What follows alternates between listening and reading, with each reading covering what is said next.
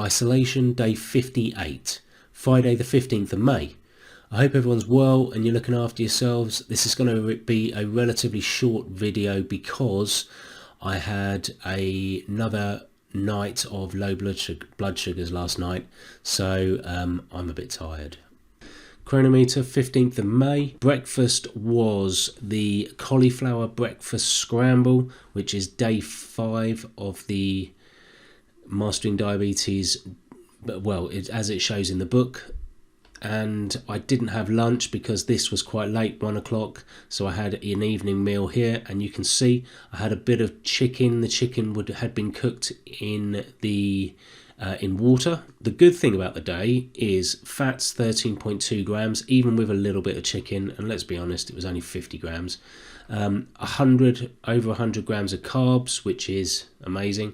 Hit all of the targets with vitamins and minerals. Fat content was 17%. Actually, I'm pretty happy with that.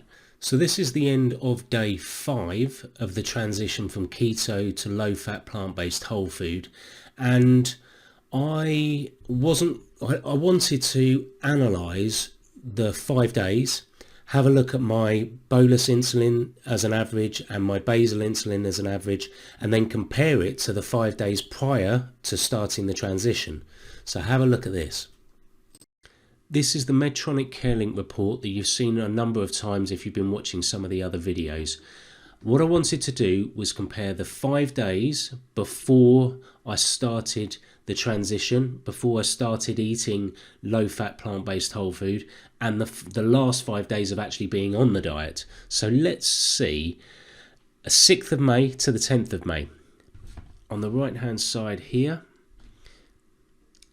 carb to bolus insulin is 5.7, so total daily insulin 35. Those are the 5.7, 35, 32% is the daily bolus. So if we move that over here, what I'd like to look at now is the 11th of May to the 15th, so the first 5 days of being on this diet.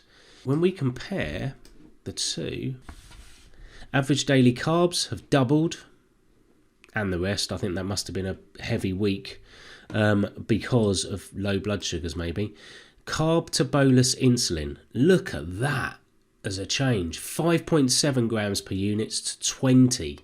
And bear in mind that this is an average of the 5 days, so this is getting bigger and bigger the more days that we go along, really. This is the other telling figure. Average total daily insulin before 35, average total daily insulin now 30. That's 5 units of background insulin that's reduced. That's pretty damn good, isn't it? That for me is a telling figure. So I think we're going to leave it there tonight. As I said, I'm a bit tired.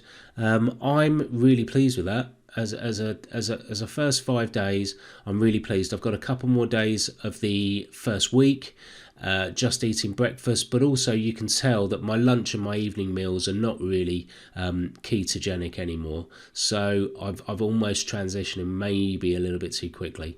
Tomorrow I'll give you a full overview of my thoughts, because it's going to be Sunday night tomorrow.